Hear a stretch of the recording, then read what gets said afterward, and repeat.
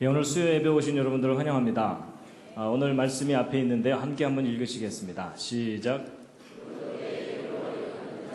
곧 내가 내 영광을 위하여 창조한 자를 오게 하라. 그들을 내가 지었고 만들었느니라.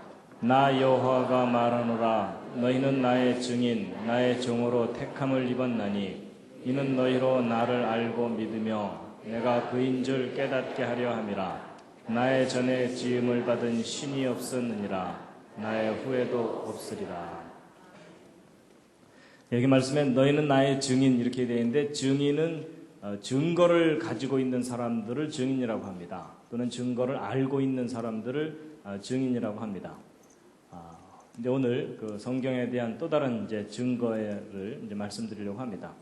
먼저 옆에 있는 분들과 인사를 하시겠습니다. 반갑습니다. 잘 오셨습니다.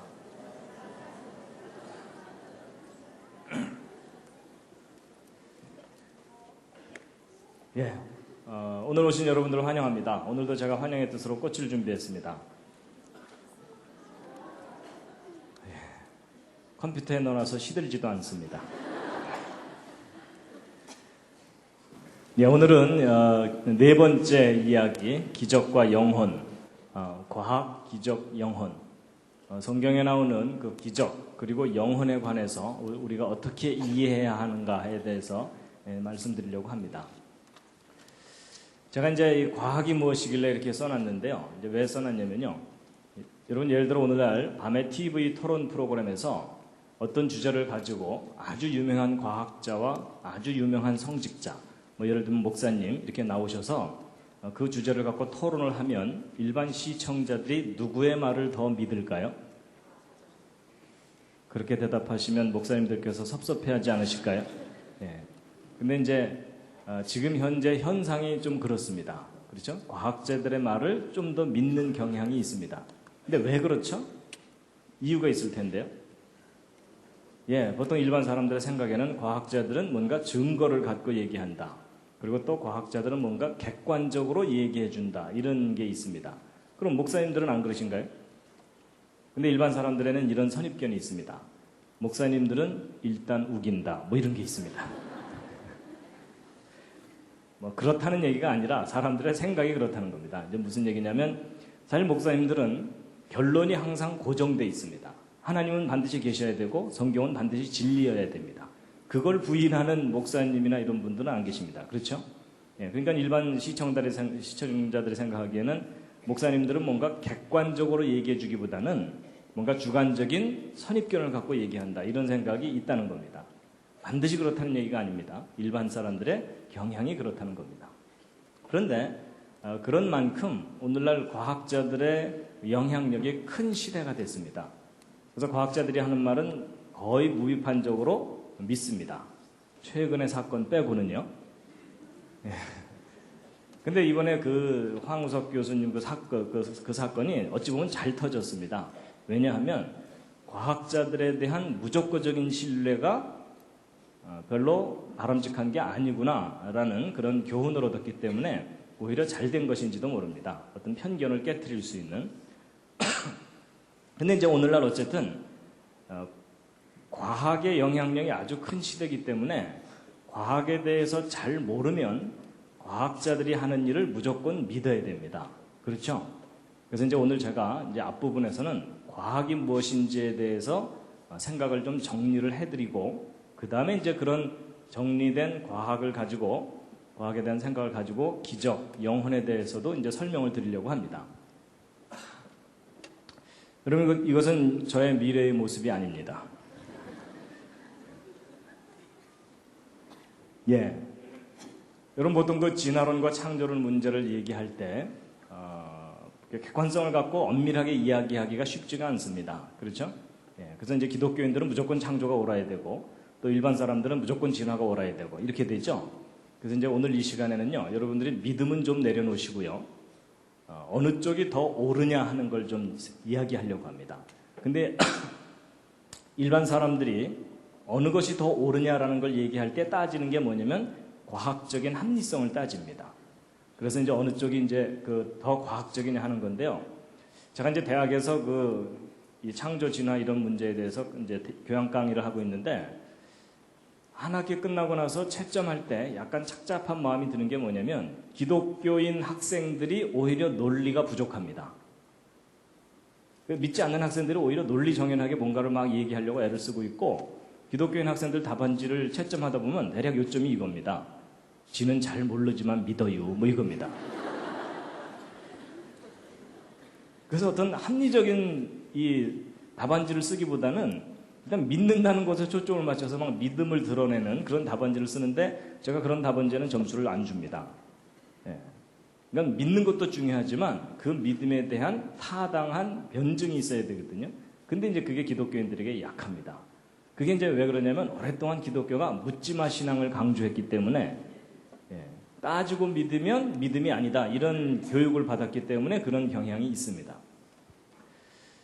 자, 여러분 그 과학이라는 기준을 가지고 교과서의 진화론과 성경의 창조론 이렇게 따지면은 어느 쪽으로 기울 거라고 보통 사람들이 생각하냐면 진화론 쪽으로 기울 거라고 생각합니다. 이쪽이 더 과학적이라고. 심지어 그 기독교인들조차도 성경이 더 과학적이다 이렇게 생각하는 사람 별로 없습니다. 그런데 이제 지금 현재 문제가 뭐냐면요, 교육계든 과학계든 교과서의 진화론만 인정하는 분위기입니다. 그렇죠? 이런 와중에 뭐 성경의 창조가 더 과학적이다 이렇게 주장하는 과학자는 사이비 과학자 취급을 받습니다. 그렇죠? 근데 여러분들은 지금 안타깝게도 지금 몇 주째 계속 누구한테 강의를 들으시는 겁니까? 소위 그 사이비 과학자에게 강의를 들으시는 겁니다. 그러니까 여러분 정신 바짝 차리셔야 됩니다. 그럼 제가 비교적 말을 잘하죠. 그리고 여러분은 거의 혼수 상태죠. 그냥 제가 여러분들을 얼마든지 속일 수가 있습니다. 그래서 여러분 정신 바짝 차리고 제 얘기를 들으셔야 됩니다. 그래서 제 얘기 중에 뭐 틀린 거 없나 이런 것도 생각하셔야 됩니다. 근데 이제 과학이라는 기준을 갖고 이제 따져봐야 되는데요. 여러분 그 길이를 재려면 자가 반듯해야 됩니다. 그렇죠? 예. 삐뚤빼뚤한 자를 가지고 길이를 재는 것은 의미가 없습니다. 그런 것처럼 어느 쪽이 더 과학적이냐라는 걸 말하려면 과학이라는 기준이 반듯해야 됩니다. 맞죠?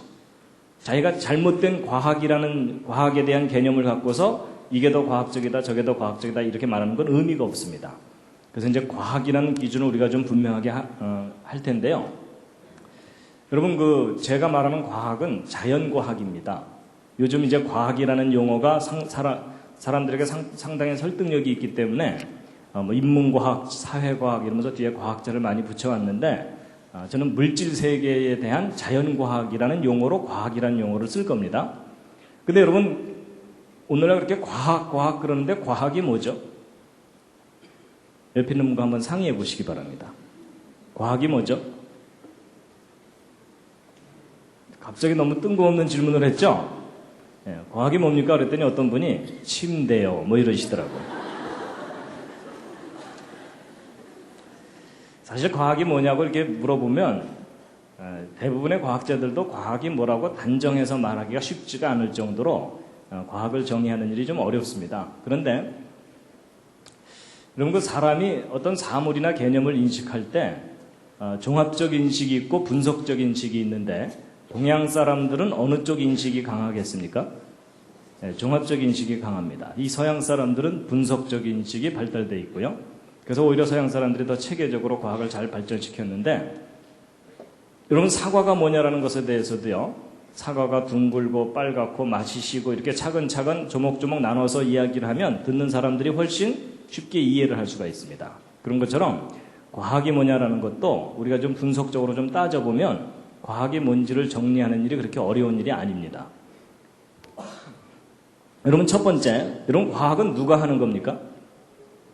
사람이 하는 겁니다. 그렇죠?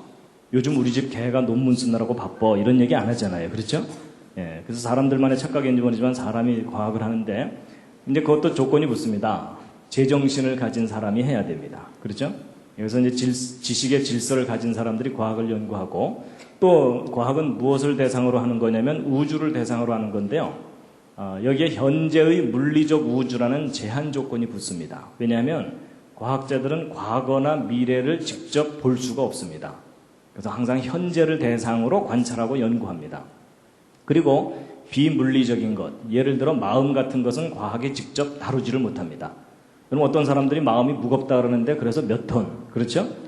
예, 그래서 이 비물리적인 영역은 과학이 직접 다루지를 못합니다. 그래서 인간이 현재의 물리적 우주를 어떻게 하는 거냐면 잘 이해하고 잘 다스리는 겁니다. 이제 이 말 속에 사실 다 포함되어 있는데 잘 이해하고 잘 다스리기 위해서 체계적으로 정리해 놓은 것이 과학적 연구 방법입니다. 그래서 여러분이 과학적 연구 방법으로 훈련받은 사람들을 뭐라고 합니까? 과학자라고 합니다. 음악으로 훈련받은 사람은 음악가 이렇게 얘기하죠. 그럼 여러분 우리가 과학이 무엇인지를 정확하게 알려면 과학적 연구 방법에 대해서 알아야 됩니다. 그래서 이제 과학적 연구 방법을 좀 간단하게 좀 말씀드리면요. 이런 과학적 연구 방법의 첫 번째 단계는 관찰입니다. 이제 과학은 관찰하는 것으로부터 뭔가를 시작합니다. 그리고 이제 관찰한 다음에는 사람들이 생각을 하게 되어 있습니다. 근데 이제 이렇게만 설명드리면 좀 이해하기가 쉽지가 않으시니까요. 제가 이해를 돕기 위해서 최선을 다해서 그린 첫 번째 작품입니다. 제 나름대로 최선을 다한 겁니다. 여러분 제가 무슨 법칙을 설명하려는 거겠습니까? 만유인력의 법칙이라고 알아들으시는 걸로 보아서 제가 그림을 꽤 잘 그린 것 같습니다.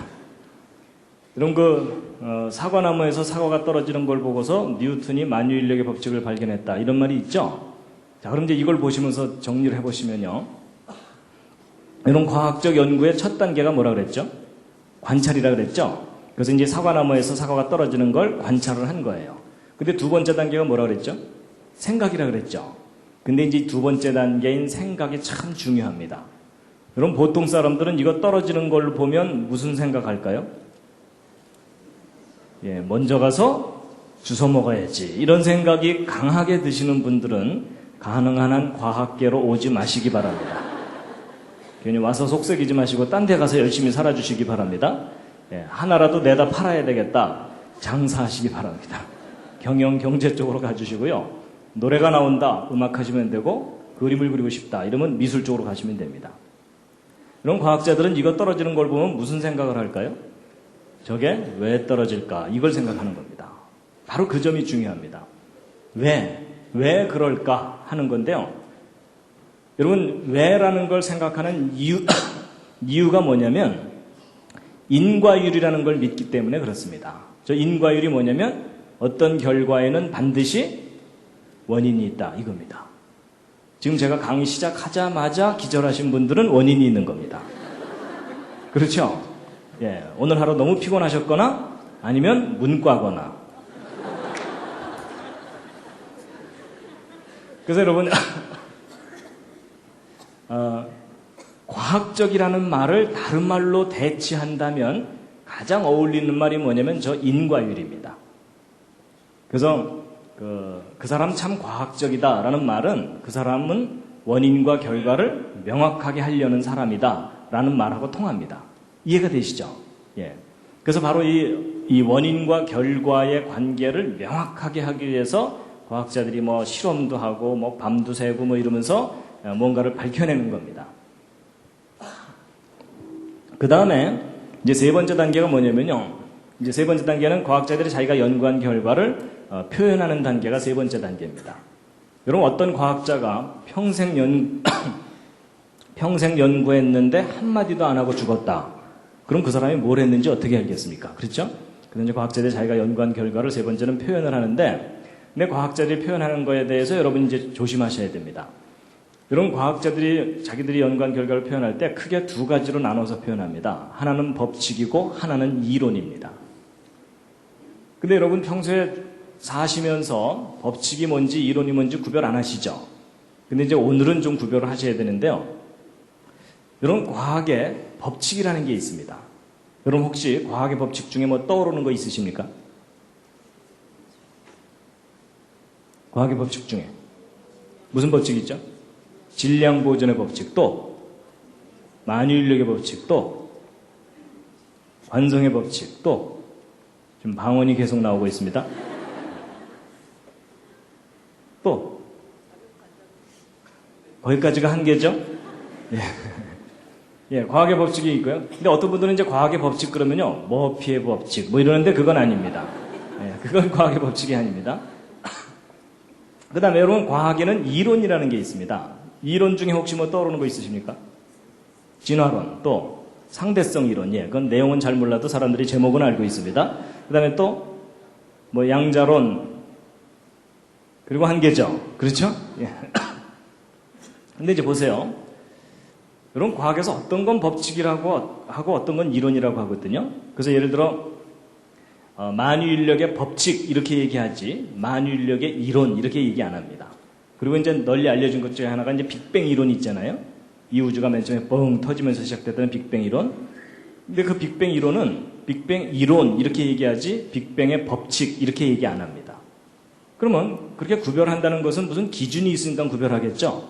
그 기준이 뭘까요? 그게 중요한데 그게 뭐냐면 실험적인 증명입니다. 실험적인 증명. 쉽게 얘기하면 다시 눈으로 확인할 수 있는 것 이겁니다. 그래서 다시 관찰할 수 있어야 되고 예외가 없을 때 법칙이라고 합니다. 그래서 여러분 예를 들면 이겁니다. 여러분 이거 놓으면 떨어지고 놓으면 떨어지고 이거 하루 종일 놔도 하루 종일 떨어지죠. 여러분 이거 하루 종일 놓으면 얘가 미안해서라도 한 번은 옆으로 가줘야 되잖아요. 그렇죠? 근데 희한하게 배는 하루 종일 놔도 하루 종일 떨어져요. 그러니까 늘 다시 관찰이 가능하고 예외가 없을 때 이걸 법칙이라고 얘기합니다. 그래서 이것은 만유인력의 법칙. 그러니까 이건 확실한 거예요. 근데 이제 이론은 뭐냐? 다시 관찰할 수 없거나 다시 관찰할 수 있다 하더라도 예외가 자꾸 생기면은 이론이에요. 그럴듯하긴 하지만 이제 문제가 있는 경우거든요. 그래서 여러분 그 빅뱅 이론이 왜 이론이냐면 여러분 그 이론의 제일 약점이 뭐냐면요. 이 우주가 맨 처음에 뻥 터지면서 시작됐다고 하잖아요. 근데 그 약점이 뭐냐면 네가 봤어? 이러면 할 말이 없어요. 그렇죠? 맨 처음에 터졌다는데 그걸 본 사람이 아무도 없잖아요. 다시 볼 수도 없죠. 그런데 합리적인 설명같이 들리니까 그걸 이론이라고 하는 겁니다. 그래서 여러분 이 둘 중에 어느 쪽이 확실한 거겠습니까? 법칙이 확실합니다. 그래서 이 법칙은 확인된 것이기 때문에 그 문장 끄트머리로 이 법칙과 이론을 비교하는데 여러분 법칙은 문장 끄트머리가 무엇이다라고 말할 수 있는 게 법칙입니다. 근데 이론은 이다라고 표현할 수가 없고 어떻게 해야 되겠어요? 무엇일 것이다 이렇게 표현해야 됩니다. 여러분 이 두 개를 구별 잘 하셔야 됩니다. 보통 사람들이 저거 구별 잘 할까요? 못할까요? 저거 못합니다. 훈련받지 않으면 저거 못합니다. 그래서 여러분 저거 두 개 구별 못하는 바람에 지금 현재 여러분과 제가 지금 심히 고생하고 있는 거 아십니까? 여러분 그게 무슨 얘기냐면요. 여러분 에덴 동산에서 선악과 있죠. 여러분 하나님은 뭐라고 말씀하셨냐면 네가 먹으면 반드시 죽는다 하고 이다라고 말씀하셨어요. 근데 하와가 헷갈려갖고 뭐라 그랬어요? 죽을까 하노라 그랬죠? 그 표현이 뭐냐면은 일 것이다라는 표현입니다. 안 죽을 수도 있을 것이다 이런 표현이거든요. 그러니까 하나님이 이다라고 말씀하신 것을 일 것이다라고 바꾸는 바람에 여러분과 제가 지금 이렇게 심히 고생하고 있는 겁니다. 그러니까 여러분 이거 두 개 구별하는 일 얼마나 중요한지 대략 짐작해 가시죠. 그래서 여러분 이 둘 구별하는 것은요 아무리 강조해도 지나치지가 않습니다. 여러분이 저거 두 개만 제대로 구별하셔도요 웬만한 과학자들보다도 훨씬 분별력을 가지실 수가 있습니다. 그래서 이 둘을 예를 들면 이런 겁니다. 여러분 이 법칙과 이론의 차이는 올림픽에서 금메달과 은메달의 차이다라고 보시면 됩니다. 그래서 과학의 법칙은 금메달이고 과학의 이론은 은메달입니다. 그래서 예를 들어 여러분 A라는 국가와 B라는 국가가 메달 경쟁을 한다 그럴 때 A라는 국가 부자 나라예요. 선수단 수백 명을 전세 비행기에 태워서 호합판으로 보냈어요. 그런데 똘똘한 놈이 한 놈도 없는 바람에 금메달은 하나도 못 따고 은메달만 100개를 땄어요. B라는 국가 너무너무 가난한 나라예요. 맨발의 청춘 하나 딸랑 화물선에 태워서 보냈는데 그 청춘이 마지막 날 마라톤에서 죽어라고 뛰어갖고 1등을 했어요. 그래서 금메달을 이제 목에 걸었어요. 은메달은 당연히 없겠죠. 근데 여러분 이 두 나라 중에 어느 나라가 메달 경쟁에서 앞섭니까? B인 거 아시죠? 바로 그거예요. 여러분 은메달이 아무리 많아도 금메달 하나만 못하다. 이게 원칙이잖아요. 그렇죠? 근데 그게 과학에서 법칙과 이론의 차이라고 보시면 돼요. 이 이론이 필요가 없다는 얘기가 아니고 어떤 이론이 아무리 멋있고 그럴듯하고 수만 명이 그 이론을 믿어도 기존에 확인된 법칙에 어긋나면 그 이론은 과감하게 버려야 돼요. 아니면 처음부터 다시 한번 검토해 보든지. 그래서 여러분, 법칙에 근거해서 이론을 평가하는 것이 옳은 방법이지, 이론에 근거해서 법칙이 틀렸네 어쩌네 이러는 사람을 만나면 어떻게 해줘야 됩니까? 잘 돌봐줘야 됩니다. 여러분, 이거 생각하면 굉장히 쉬운 얘기인데, 근데 의외로 나름대로 열심히 공부했다고 하는 과학자들도 저 둘을 헷갈립니다. 그래서 여러분, 저 법칙이 우선이고 이론이 그 다음이다. 이거를 여러분이 명심을 하셔야 됩니다. 예. 그 다음에 이제 네 번째가 이제 뭐냐면요, 이런 법칙과 이론을 응용하는 단계인데, 그런 걸 응용해서 이제 이런 것들을 만들어내는 겁니다. 근데 여러분, 일반 사람들은요, 법칙이 뭔지 이론이 뭔지 아무 관심 없어요. 그렇죠? 예, 휴대폰이나 빨리 새로 만들어내라 뭐 이러면서 이제 살고 있는 겁니다. 자, 그래서 여러분, 제가 지금까지 과학이 뭔지를 좀 정리를 해드렸는데 정리가 좀 되셨습니까? 아니, 이해는 했는데 정리가 안 된다는 게 특징입니다. 그럼 과학이 뭐죠? 옆에 있는 분과 한번 서로 얘기해 보시죠. 과학이 뭐래요? 예, 그럴 때는요, 제정신을 가진 인간이 현재의 물리적 우주를 잘 이해하고 다스리는 건데, 그걸 잘 이해하고 다스리려면 과학적 연구 방법이 필요하다. 과학적 연구 방법은 4단계가 있는데 그 중에 첫 단계가 어쩌고 저쩌고 이렇게 되면 됩니다. 자, 이제 이해가 되셨죠? 예. 근데 이제 기왕 이제 과학을 정리를 하니까 한두 가지만 말씀드리고 이제 그 다음 얘기를 할 텐데요. 이런 과학 연구를 왜 하냐면요, 가장 고상한 대답은 진리 탐구를 하자고 하는 겁니다. 좀 더 보편적인 대답은 행복하자고 하는 거죠. 근데 예전에는 인간만 행복하면 된다고 생각하다가 환경과 생명체가 다 중요하다, 이런 공존의 논리가 지금 생겼습니다. 근데 여기서 이제 중요한 게 뭐냐면요, 여러분, 과학을 연구하면 편리함이 얻어집니까? 평안함이 얻어집니까? 편리함이 얻어지죠. 근데 여러분, 행복하려면 편리함이 필요합니까? 평안함이 필요합니까? 둘 다 필요합니다. 여러분, 집이 머신 분 오늘 이 수요 예배 오시느라고 집에서부터 걸어왔다. 행복하시겠어요? 그래서 여러분, 우리 하도 고상하다 보면은 평안함만 중요하고 편리함이 중요하지 않다고 생각할 수도 있는데 아닙니다. 둘 다 중요합니다. 그렇죠? 근데 문제는 오늘날 사람들이요, 편리함을 얻기 위해서는 과학을 발전시켜야 된다는 건 너무나 잘 알아요. 맞죠? 근데 이 평안함을 얻기 위해서는 어떻게 해야 되는지를 잊어먹어 버렸어요. 그렇죠? 예. 근데 이제 희한하게도 현대인들이 편리함은 참 많이 얻는데 뭘 잃어버렸습니까? 평안함을 잃어버렸습니다. 그래서 결코 행복하지가 않습니다. 그래서 이 둘을 균형을 맞추는 일이 참 쉬운 일이 아니죠. 그렇죠? 예. 자, 이제 그 다음 이야기들이 더 있긴 한데요. 이거 다 했다가는 오늘 2시간 이상을 해야 되기 때문에, 예, 제가 좀 줄이면서 하겠습니다. 여러분, 이것도 이제 중요한 부분인데, 저는 기침이 조금 아직 안 나서 가끔 이렇게 울컥울컥 하더라도 좀 양해해 주시면 감사하겠습니다. 여러분, 우리가 이제 구별해야 되는 게 뭐냐면요, 과학과 과학주의를 구별하셔야 됩니다. 여러분, 제가 보통 이렇게 성경을 과학적으로 이렇게 설명하고 이렇게 증거를 하고 다니다 보면요, 가끔 아주 보수적인 입장을 가진 목사님이나 장로님들이 성경 무조건 믿으면 됐지 뭘 따지고 믿으려고 그러느냐, 이런 얘기를 하시는 경우가 있거든요. 근데 여러분, 그건 오해입니다. 여러분, 한번 생각해 보세요. 여러분, 이 우주 만물을 창조하신 분이 하나님이시죠. 그러면 하나님께서 이 우주의 법칙과 질서를 부여하셨죠. 근데 과학은 무엇을 하는 거냐면 이 우주의 법칙과 질서를 발견해내고 이해하는 겁니다. 그렇다면 여러분, 과학을 연구하면 당연히 어떤 결론이 나오게 돼 있냐면 하나님이 계시다는 것과 이 세상이 창조되었다는 것, 그리고 성경이 진리라는 것이 반드시 드러나게 돼 있습니다. 근데 문제는 과학이 잘못된 게 아니라 잘못된 과학주의가 잘못된 겁니다. 그래서요, 과학은요, 하나님이 창조하신 여러 가지 영역 중에 하나입니다. 이런 많은 영역 중에 하나입니다. 여기에 지금 자기 전공이 없다 그래서 너무 섭섭해하지 마시기 바랍니다. 칸이 모자라서 몇 개만 쓴 겁니다. 그래서 여러분, 우리가 버려야 되는 건 과학주의를 버려야 되지 과학을 버리면 안 됩니다. 여러분, 오늘날 기독교가 과학을 무시하면서 왔기 때문에 오히려 큰 손해를 받습니다.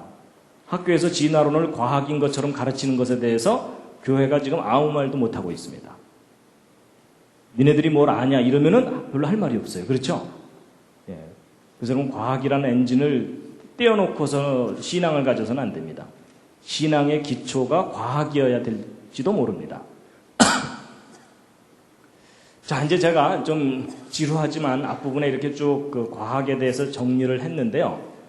별로 어렵진 않으셨죠? 예, 들을만 하셨죠? 예. 그래도 표정은 오늘은 되게 딱딱하네 이러시는. 잠시 기지개 한번 켜시겠습니다.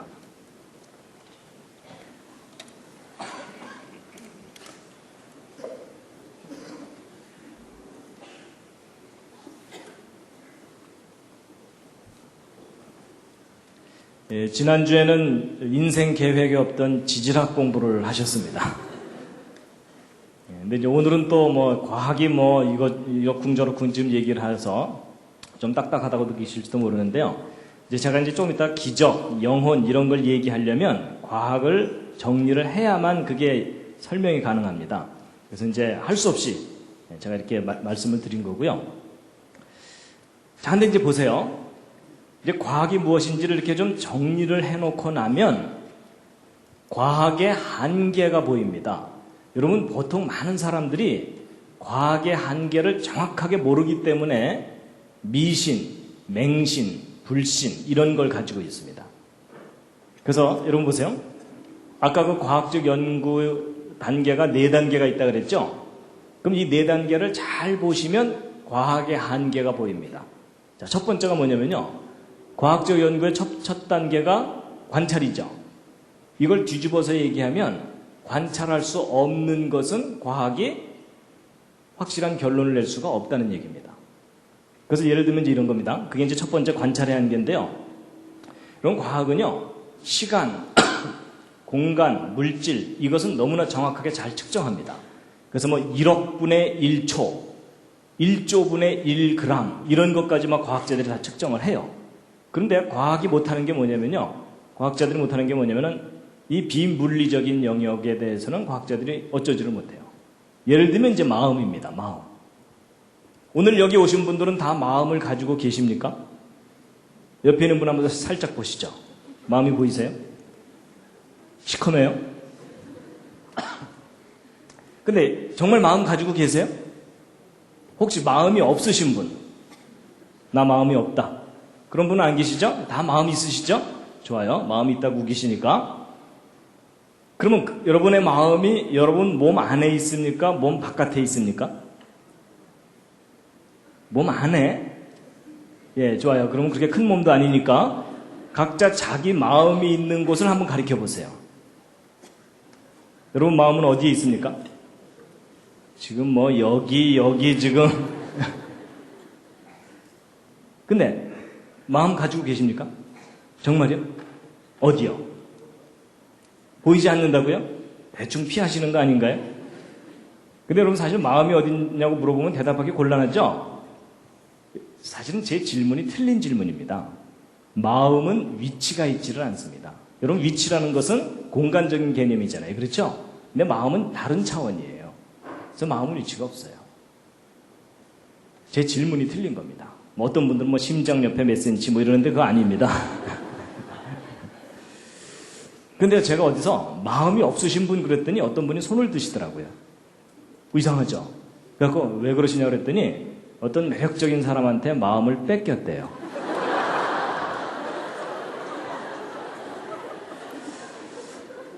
그래서 저도 뭐 할 말이 없어갖고 조만간 도로 찾으시죠. 뭐 이러고 이제 그러고 말았는데요. 그러니까 여러분 잘 뭐 그런 경우 빼고 마음은 다 있다고 믿잖아요. 그렇죠? 근데 있지만 눈으로 안 보이죠. 여러분 그 점이 참 중요합니다. 존재하지만 눈에 안 보이는 대상이 있다는 얘기입니다. 근데 그런 걸 모르면 과학주의에 빠지는 거예요.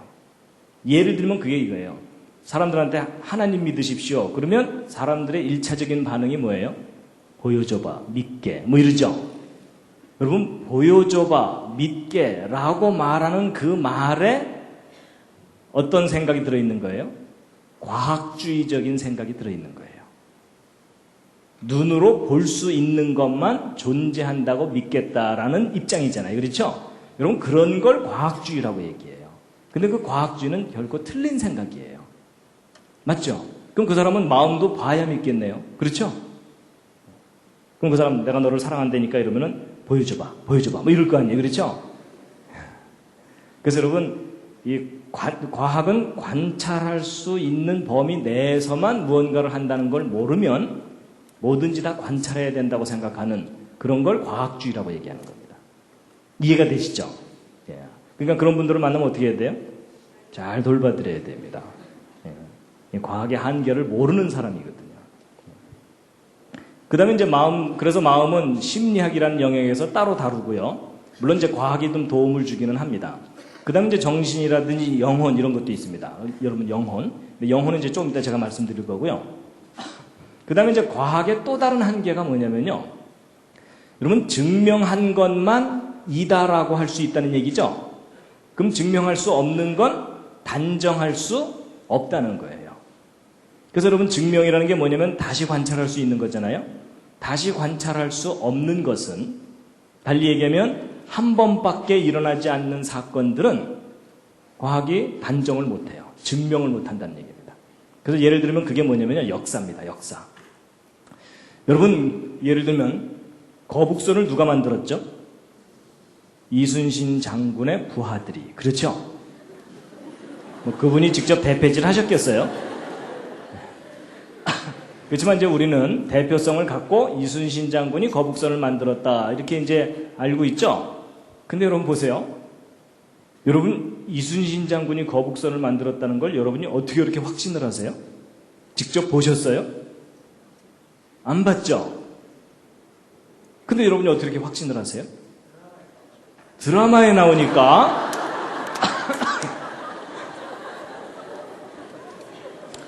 옆에 있는 분이 잘 돌봐드리시기 바랍니다.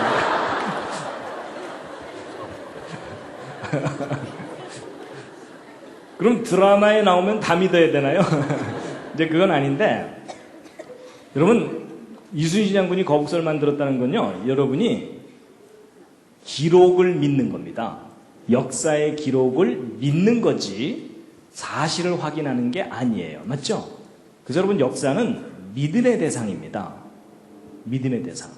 사실 확인의 영역이 아니에요. 역사는 되풀이되지가 않거든요. 그렇죠? 그래서 여러분, 이순신 장군이 거북선을 만들었다는 것은 여러분의 믿음이지 확인할 수 있는 게 아니에요. 맞죠? 그런데 이제 한국에 살면서 이순신 장군이 거북선 안 만들었을 걸 이러고 돌아다니면 돌 맞습니다. 그런데 여러분, 혹시 이런 거 아세요? 여러분, 예전에 우리나라 역사 삼국시대 배울 때 막 고구려 백제 신라가 한반도하고 만주 땅에 걸쳐서 있었다, 이렇게 배우셨죠? 그렇죠? 근데 여러분, 얼마 전부터 역사학자들 중에 저것은 일제시대 때 왜곡되고 축소된 잘못된 역사다, 우리의 진짜 삼국시대는 저런 것이 아니었다, 아마도 이런 모습이었다라는 겁니다. 심히 마음에 드시죠?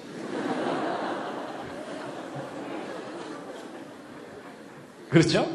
그래서 이 중국 본토 쪽이 백제의 주무대였고, 신라, 고구려 이렇게 해서 상당히 넓은 영역이 우리 삼국시대였는데, 저게 일제시대 때 엄청나게 축소되고 왜곡돼갖고 우리가 잘못 역사를 배운 거다, 이런 주장입니다. 근데 여러분, 저 둘 중에 어느 쪽이 진짜 우리 역사일까요?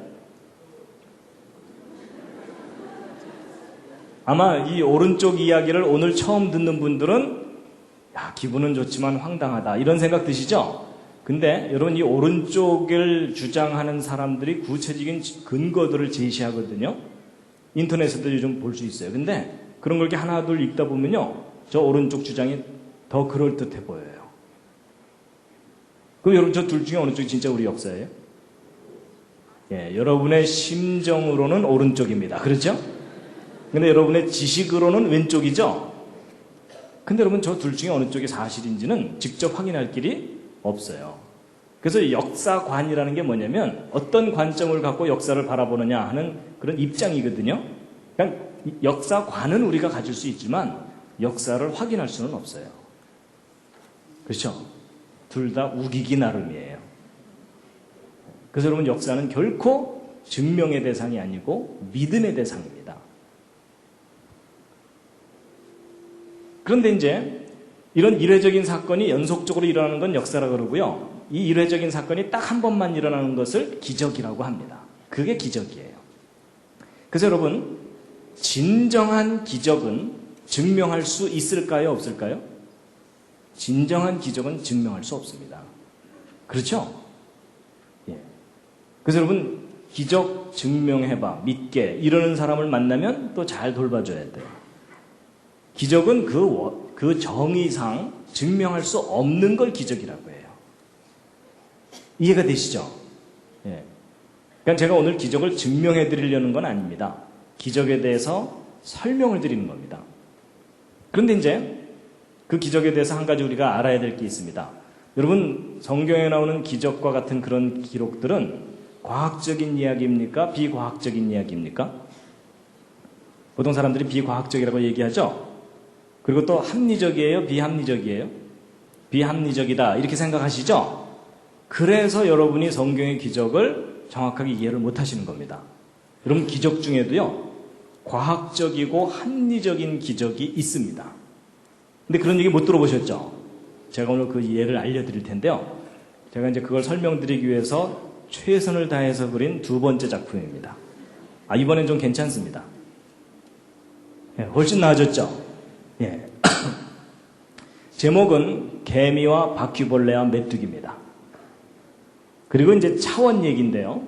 여러분, 제가 지금 개미, 바퀴벌레, 메뚜기를 나름대로 그린 거거든요.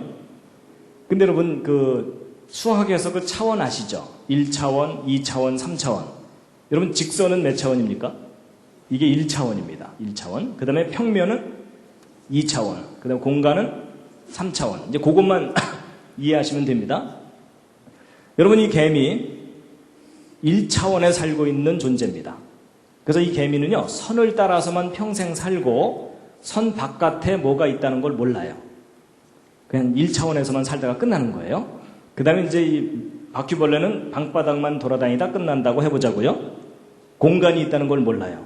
그리고 이제 이 메뚜기는 공간상에서 펄쩍펄쩍 뛰어다니면서 산다고 치자고요. 자, 이 개미, 무신론 개미입니다. 신은 없다. 그러면서 교회 다니는 다른 개미들을 핍박하면서 야, 이 비과학적인 존재더라 이러면서 증명할 수 있는 것만 믿고 이런 개미예요.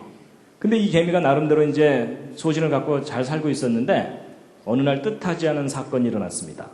바퀴벌레 한 마리가 자기 앞을 쓱 지나간 거예요. 개미가 놀랬겠습니까? 안 놀랬겠습니까? 놀랬죠. 그렇죠? 왜냐하면 어떤 존재가 자기 차원으로 싹 들어왔다가 사라졌잖아요. 그렇죠? 놀래긴 했지만 이 개미가 워낙 이성이 강했기 때문에 내가 어저께 잠을 잘못 자서 헛걸받는가 보다 이러면서 그냥 지나가 버렸어요. 근데 이 바퀴벌레가 한 번만 지나갔으면 문제가 없었는데 며칠 후에 또 한 번 지나갔어요. 개미가 이번에 진짜 놀랬겠어요? 안 놀랬겠어요? 이번엔 진짜 놀랬어요. 왜냐하면 자기가 한 번 본 게 아니라 두 번이나 봤잖아요. 그러니까 지난번 본 게 잘못 본 게 아니에요. 그래서 이제 이 개미가 가만 생각해 봤더니 자기가 지금 뭘 본 거냐면 기적을 본 거예요.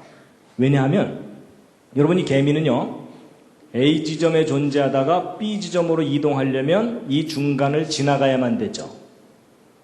근데 어떤 제3의 존재가 A 지점에 나타났다가 중간에서는 전혀 관찰되지 않다가 B 지점에서 다시 나타났죠. 개미한테는 이게 가능해요? 불가능해요? 불가능하죠. 근데 저 바퀴벌레는 그걸 했죠. 그러니까 이 개미가 볼 때는 지금 이게 자기가 뭘 본 거예요? 기적을 본 거예요. 비과학적인 현상을. 그렇죠? 개미가 너무나 놀래갖고 그날 이후로 방탕했던 과거를 청산하고 신이 존재한다는 걸 믿게 된 거예요. 근데 이 개미에게 누가 신이에요? 바퀴벌레가 신이에요. 그래갖고 이 개미가 막 이제 주변 사람들한테 전도를 다니기 시작한 거예요. 신은 있다. 내가 체험했다. 이러면서 회개하라. 뭐 이러면서. 그래갖고 이 개미가 아주 신앙심이 깊은 개미가 됐는데 이 개미의 신앙이 점점 발전해갖고 무슨 신앙으로 발전했을까요? 재림 신앙으로 발전했습니다. 언젠간 다시 오실 거다. 이러면서 사는 거예요. 이해가 되시죠? 자, 그런데 이제 이 바퀴벌레는 자기가 개미에게 신적인 존재가 되는지도 모르고 방바닥에 빵 부스러기 찾아서 열심히 돌아다니고 있다가 이 바퀴벌레도 똑같은 상황을 경험한 거예요. 뭐냐면 메뚜기 한 마리가 자기 차원으로 들어온 거예요. 놀랬겠죠? 놀랬지만 이제 바빠서 그냥 살다가 어느 날 사라졌어요. 뛴 거죠. 그 다음 며칠 후에 다시 나타났어요. 기적이죠. 그렇죠? 그래갖고 이 바퀴벌레도 이 두 번째 메뚜기가 나타난 날 방탕했던 과거를 청산하고 이 메뚜기를 따라다니면서 저를 제자 삼아 주시옵소서 이러면서 이제 한동안 다니다가 어느 날 또 메뚜기가 또 뛰었어요. 승천한 거죠. 그렇죠?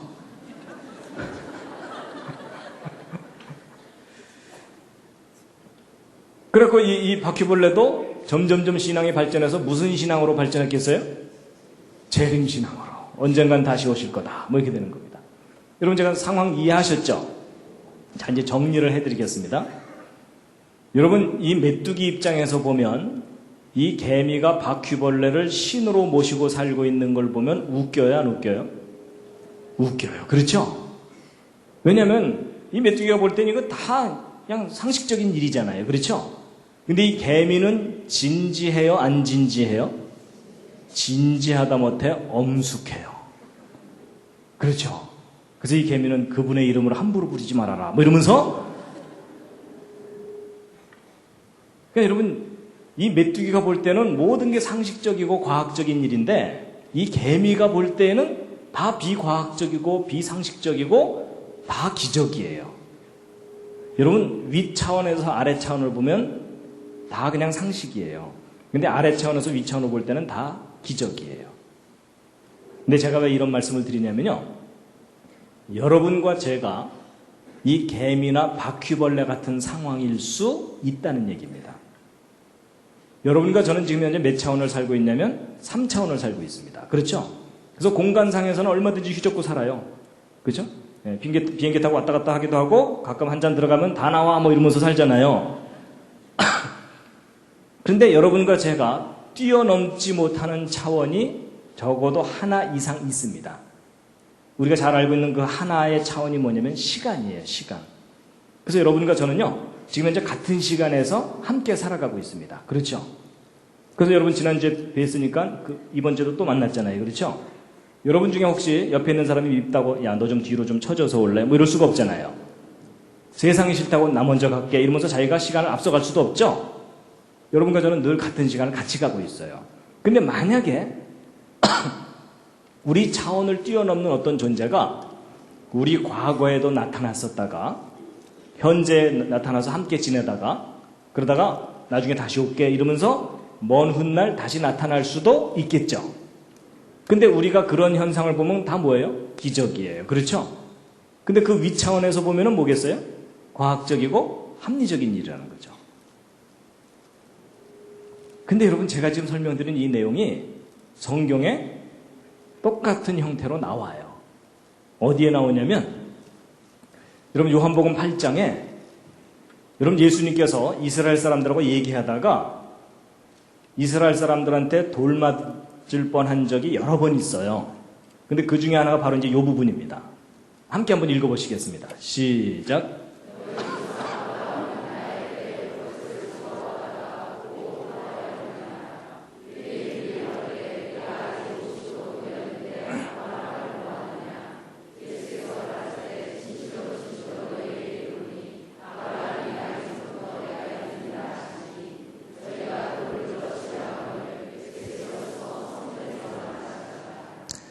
여러분 보세요. 예수님이 2000년 전에 이 땅에 오셨을 때에 이스라엘 사람들하고 얘기하다가 무슨 얘기를 했냐면 야 니네들 조상 아브라함이 태어나기 전부터 내가 이미 있었다 이 얘기를 한 거예요.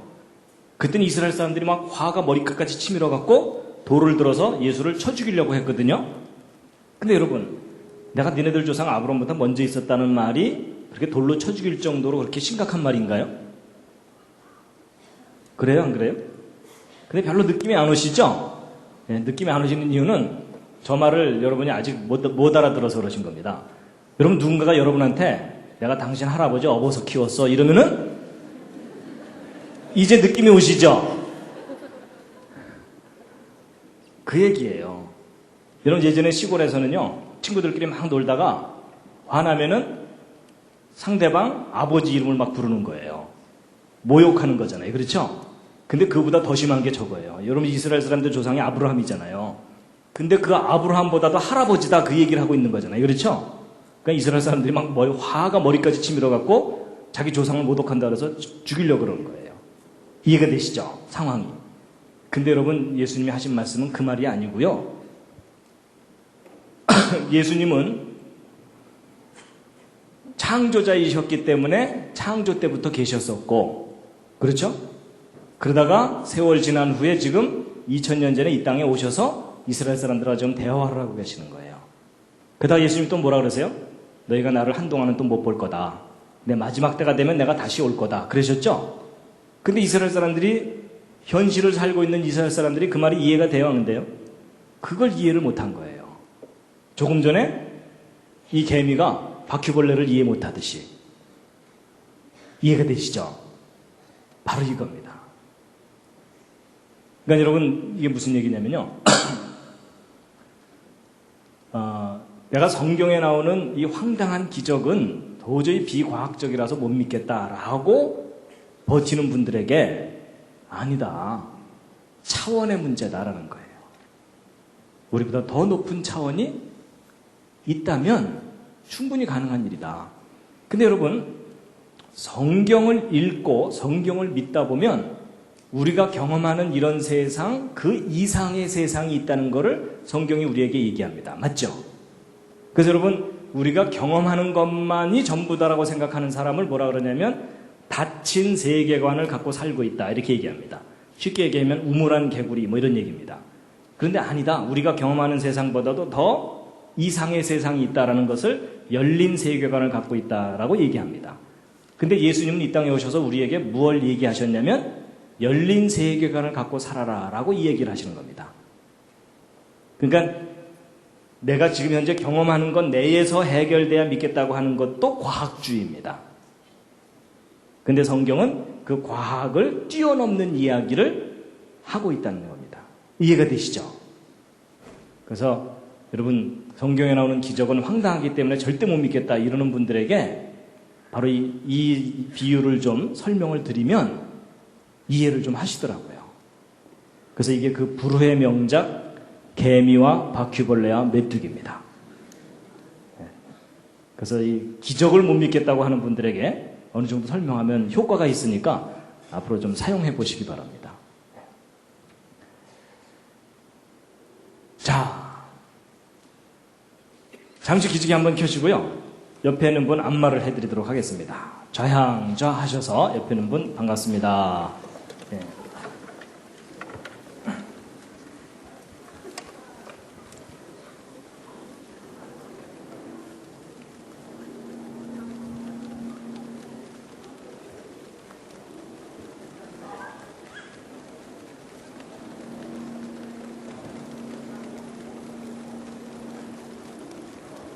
예, 반대로도요.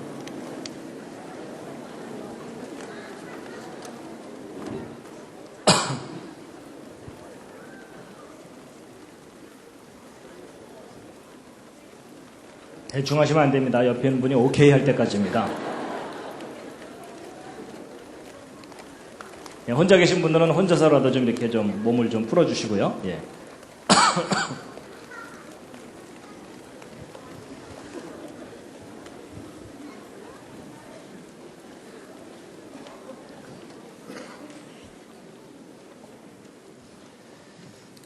자, 이제 그 뒤에 좀 더 얘기가 있었는데 시간 관계상 좀 줄였고요. 이제 요점만 오늘 말씀드립니다.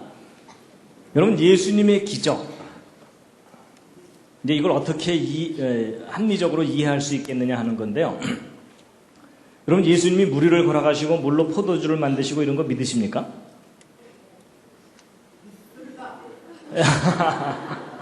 예, 한 분 믿고 계십니다. 예, 나머지 분들은 얘기 들어보고 그럴듯하면 믿고 뭐 이러신 것 같은데요. 사실 그 지성인이 예수님의 기적을 믿는 일이 쉽습니까? 어렵습니까? 어렵죠. 그렇죠? 예. 근데 이제 예수님의 기적이 너무 많은데요. 그 중에 아주 대표적인 세 가지 예를 제가 이제 설명을 드릴 텐데요. 여러분 예수님의 첫 번째 기적이 바로 뭐냐면 갈릴리 가나 지방에서 결혼식이 있었는데 결혼식 중간에 포도주가 떨어진 거예요. 그러니까 흥이 깨지니까 예수님이 짠 하고 나서셔서 물로 포도주를 만들어 주신 사건입니다. 아시죠? 예. 그래서 이제 이건 내용을 아시니까 제가 이제 결과만 말씀드릴 텐데요. 이것이 이제 예수님의 첫 번째 표적이거든요. 첫 번째 기적. 그래서 여러분 예수님의 데뷔하신 겁니다. 이게. 예. 데뷔하신 건데 이제 물로 포도주를 만드신 거예요. 근데 여러분 그 갈릴리 가나의 기적을 기념해서 만든 교회라고 합니다. 이것이. 성지순례 가면 여기를 보실 수 있다고 하는데요. 근데 여러분 물로 포도주를 만들었다. 믿어지세요? 믿기 어렵습니다. 그렇죠? 문과분들은 그래도 믿을 수도 있어요. 물이 좀 상했는가 보다. 이렇게 생각하면 되니까. 근데 이과는 안 돼요. 왜 안 되는지 아세요? 여러분 물이 포도주로 됐다는 것을 화학적으로 따지면 H2O가 C2H5OH로 변한 거예요. 없던 탄소 생겼죠. 수소 숫자 안 맞죠. 엉망이에요. 그렇죠? 여러분 이건 과학적으로 따지면 뭐에 어긋나요? 화학 반응의 법칙이 어긋나요. 그렇죠?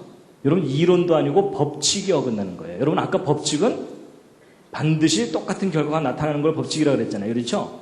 법칙이 어긋나는 거예요. 저걸 어떻게 믿냐고요. 근데 교회 다니면 저건 믿어야 돼요? 안 믿어야 돼요? 믿어야 되니까 이게 이제 문제예요. 그렇죠? 예. 근데 이제 여러분 이건 여담입니다만 제가 이제 예수님의 첫 번째 기적 때문에 좀 고민을 했었어요. 왜냐하면 왜 예수님께서 이 땅에 오셔서 제일 첫 번째 하신 사업이 양조 사업일까?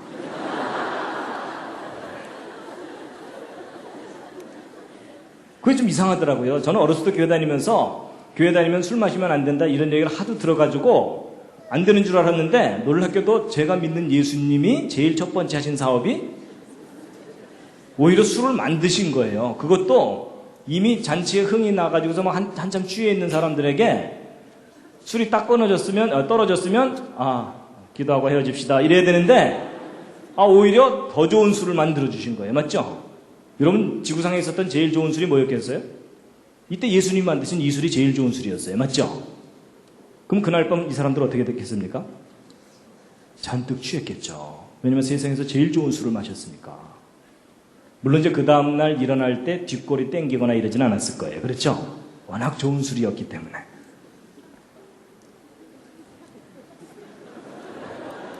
이 말을 알아듣시는 분들은 이제 뭔가 수상한 분들입니다. 근데 또 그렇다고 해서요, 또 오늘 밤 335 모여갖고 자 마셔 주님 하신 사업인데 도와드려야지 이러면서 이러시면 gon란합니다. 예, 여러분 그 심오한 뜻을 헤아리기 전까지는 경솔하게 행동하시면 안 됩니다. 예, 하여튼 그렇고요. 그 다음에 이제 예수님의 또 다른 기적이 뭐냐면요. 이 기적은 너무 유명해요. 사복음서에 다 나와 있어요. 뭐죠? 예, 오병이어의 기적인데요. 예수님을 따라다니는 팬들이 많아갖고 어느 날 팬 관리 차원에서 그냥 배불리 먹여주신 거예요. 근데 재료는 뭐였냐면 꼬마가 도시락으로 싸온 듯한 떡 5개, 물고기 2마리로 5,000명을 먹이셨는데 그것도 여자와 아이 외에 5,000명이니까 여자 합치면은 10,000명, 거기다 애들 바글바글 이러면은 한 2만 명 정도 되는 사람들 배불리 먹인 건데 근데 믿어지세요? 근데 여러분 이 오병이어의 기적은 과학으로 따지면 무슨 법칙이 어긋납니까? 이게 그 유명한 질량 보존의 법칙이 어긋나요. 그렇죠? 아니 여러분 생각해 보세요. 떡 5개 고기 2마리 그래봤자 요만하잖아요. 근데 2만 명을 배불리 먹이려면 여기 가득하게 음식이 있어야 되는 거 아시죠? 질량 보존의 법칙이 어긋나요. 근데 여러분 저걸 어떻게 믿을 수 있어요? 그랬더니 어떤 분이요 이렇게 얘기하더라고요. 그게 아마 버스만한 떡 5개하고 고래 2마리였을 거다 이런 얘기 하시더라고요. 고래 2마리. 근데 그렇게 설명하면 될 것 같지만 문제가 뭐냐면 그게 애 도시락이냐 이거죠. 꼬마가 고래 끌고 오면서 엄마가 싸줬어요. 이거 좀 이상하잖아요. 그러니까 그것도 말이 안 되고요. 그 다음에 예수님의 또 다른 기적이 뭐냐면 이제 저 이적을 베푸신 후에 예수님이 제자들을 이제 배를 태워서 먼저 갈릴리 바다를 건너가게 하셨어요. 그리고 이제 밤에 혼자서 바다 위를 걸어오신 거예요. 그렇죠? 여러분 이거는 과학적으로 따지면 무슨 법칙이 어긋납니까? 이건 좀 어려운데요. 부력의 법칙이 어긋납니다. 그렇죠? 부력 법칙. 그러니까 물보다도 가벼우면 떠야 되고 물보다 무거우면 가라앉아야 되는데 예수님은 분명히 이제 사람의 몸이니까는 가라앉아야 되잖아요. 그렇죠? 뭐 예수님이 빨리 헤엄쳐 왔다 이러면 좀 믿겠는데 걸어왔다고 하니까 부력 법칙이 어긋납니다.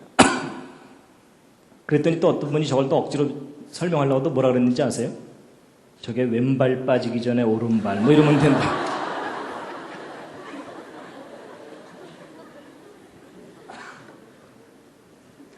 근데 여러분 보세요. 여러분 예수님이 행하신 기적마다 과학의 이론이 아니라 다 과학의 법칙에 어긋나요. 아니 이론에 어긋나면은 그 이론이 틀릴 수도 있다 이렇게 얘기하면 되잖아요. 그렇죠? 근데 법칙에 어긋나는 걸 어떻게 설명을 하냐고요. 근데도 여러분 저건 다 믿으시죠?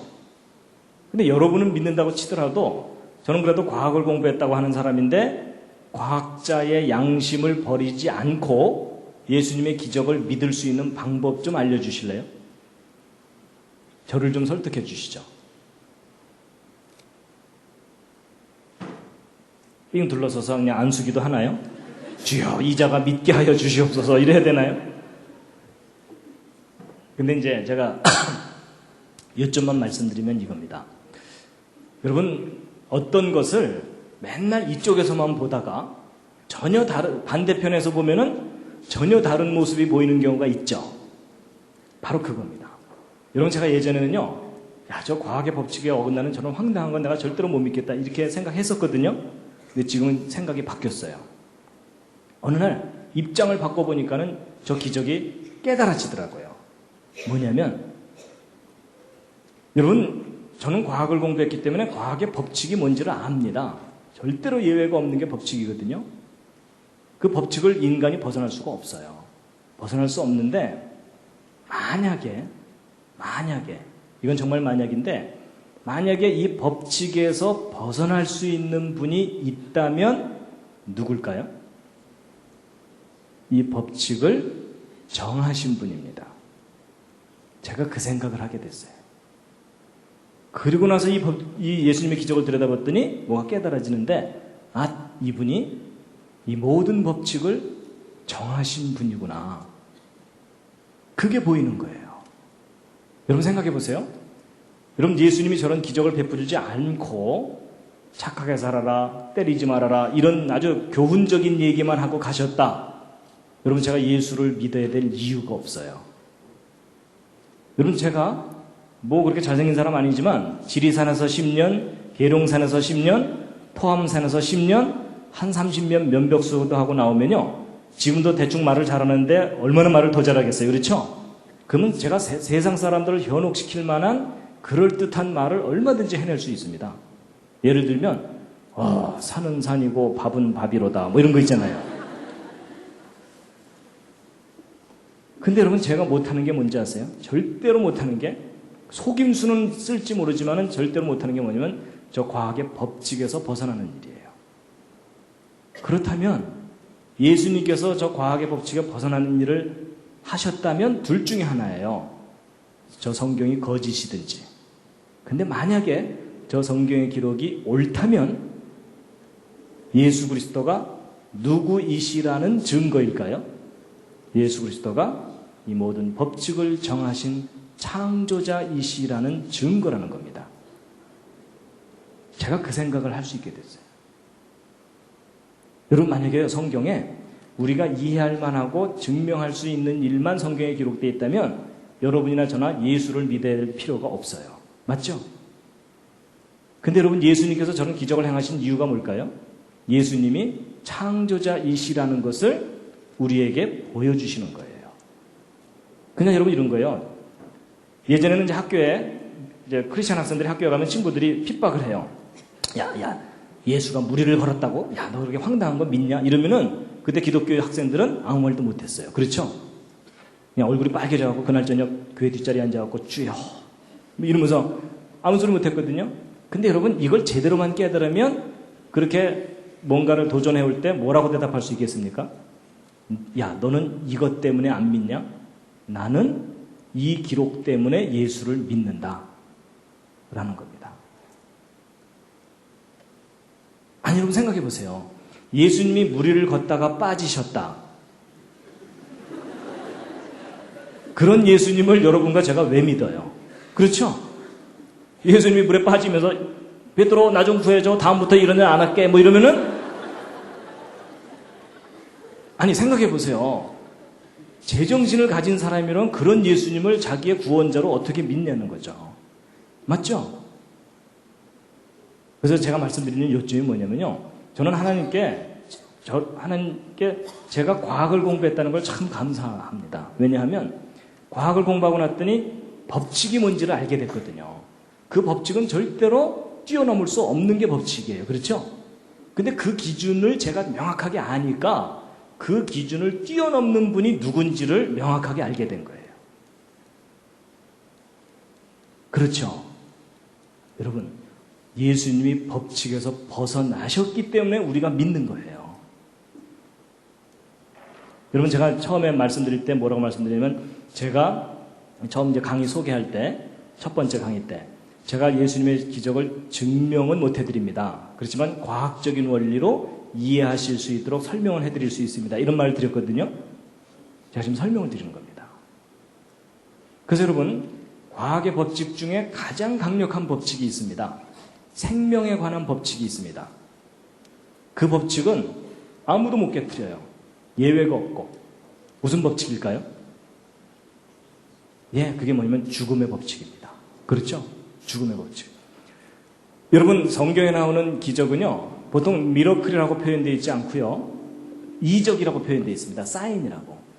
이 사인이라는 게 과학적인 용어로 바꾸면 에비던스, 증거란 뜻입니다. 그러니까 예수님이 기적을 베푸신 것은 예수님이 창조자이시라는 것에 대한 증거다라는 뜻입니다. 근데 과학의 법칙 중에 가장 강력한 법칙이 죽음의 법칙입니다. 그렇죠? 그럼 제가 예언 하나 해드릴까요? 여러분 다 죽습니다. 그 예언은 반드시 맞아요. 틀릴 리가 없어요. 그렇죠? 여러분 예외가 없다는 게 법칙이라는 거 아시죠? 그래서 저 법칙이에요. 죽음의 법칙. 근데 저 법칙에서 벗어나신 분이 계시는 거예요. 누구죠? 예수 그리스도이세요. 그래서 제가 예수를 믿어요. 어떤 사람은요, 예수님의 기적을 증명해 보라 그래요. 그러면 자기가 믿겠다고. 그럼 여러분 제가 만약에 어느 때라도 죽었다 다시 깨어날 수 있으면은 제가 예수를 믿을 필요가 있을까요? 없을까요? 없어요. 그건 더 이상 기적이 아니잖아요. 그렇죠? 나도 할 수 있는데. 여러분 제가 증명할 수 없으니까 예수를 믿는 겁니다. 그래서 그렇기 때문에 2000년 전에 이 땅에 오셨던 예수님께서 우리에게 너무나 분명하게 하신 말씀이 바로 이 말씀인데 함께 한번 읽으시겠습니다. 시작. 예수께서 가라사대 나는 부활이요 생명이니 나를 믿는 자는 죽어도 살겠고 무릇 살아서 나를 믿는 자는 영원히 죽지 아니하리니 이것을 내가 믿느냐. 여러분 저는 믿습니다. 저는 믿습니다. 아, 이분이 나를 구원하시는 분이구나. 나를 살리실 수 있는 분이구나. 그걸 믿습니다. 자, 그래서 이제 기적에 대해서 말씀드렸고요. 이제 영혼에 대해서 이제 말씀드릴 시간입니다. 예. 계속해도 되겠습니까? 예. 자, 요한복음 3장 3절 말씀인데요. 함께 읽으시겠습니다. 시작.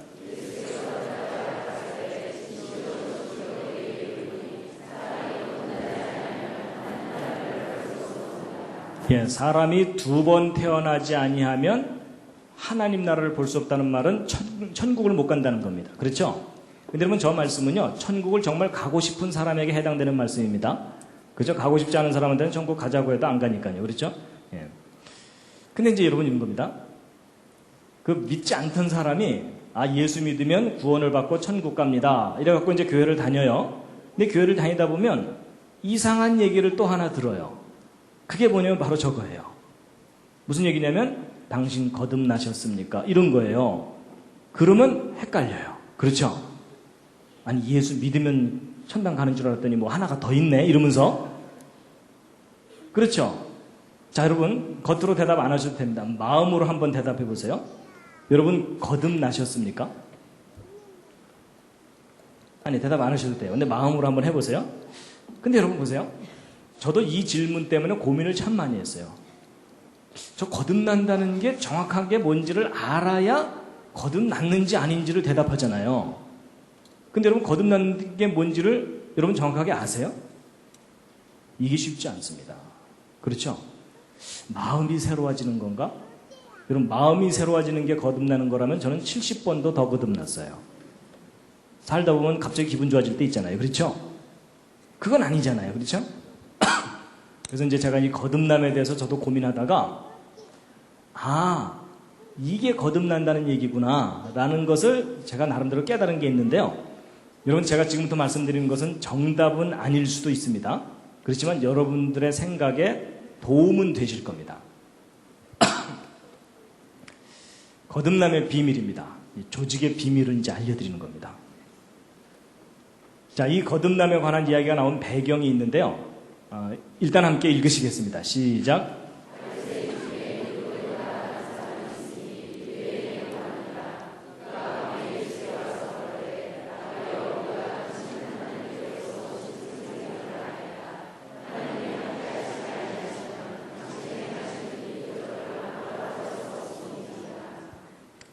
여러분, 그 니고데모라는 사람은 아주 뛰어난 사람입니다.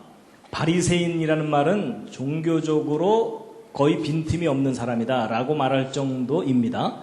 그 다음에 유대인의 관원이라는 얘기는 세상적으로 출세한 거예요. 그렇죠? 여러분, 종교적으로도 세상적으로 다 출세했으니까 우리가 부러워할 만한 모델이 되는 사람이라고 볼 수 있어요. 근데 그 사람이 밤에 예수님께 와갖고, 선생님 참 훌륭한 일을 많이 하십니다, 이런 얘기를 했거든요. 근데 거기에 대해서 예수님께서요, 거기에 대해서는 대꾸도 안 하시고 아주 본질적인 얘기를 그냥 하십니다. 여러분, 예수님께서 이렇게 말씀하시는 걸 보면요, 약하고 좀 일반 대중들한테는 자세하게 차근차근 얘기해 주시는데, 좀 잘난 사람만 만나면 아주 본질적인 얘기를 그냥 해버리십니다. 그렇죠? 그러면서 이제 예수님께서 하신 말씀인데 함께 읽으시겠습니다. 시작.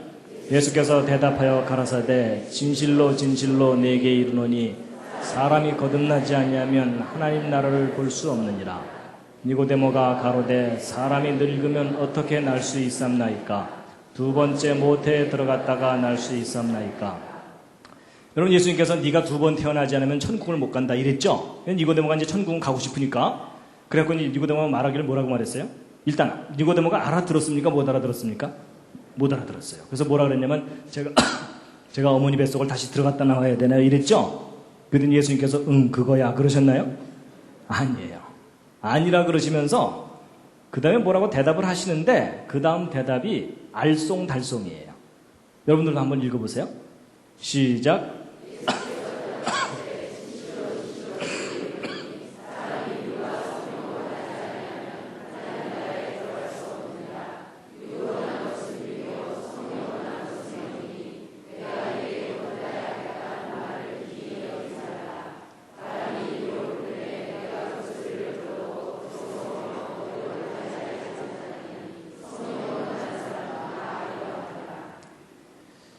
여러분, 저 예수님 하신 말씀 읽으시면서 그냥 뜻이 선명하게 깨달아지시는 분, 아니 있을 수도 있습니다. 그렇지만 일반 사람들은 대부분 다 저게 무슨 말인지 혼동이 돼요. 그렇죠? 예수님도 해보세요. 내가 내게 거듭나야 하겠다는 하는 말을 이상하게 여기지 말라 이러셨죠? 이상하게 말씀해 놓으시고 나서 이상하게 여기지 말라 그러세요. 그렇죠? 예. 근데 이제 그것에 대해서 또 읽겠습니다. 시작.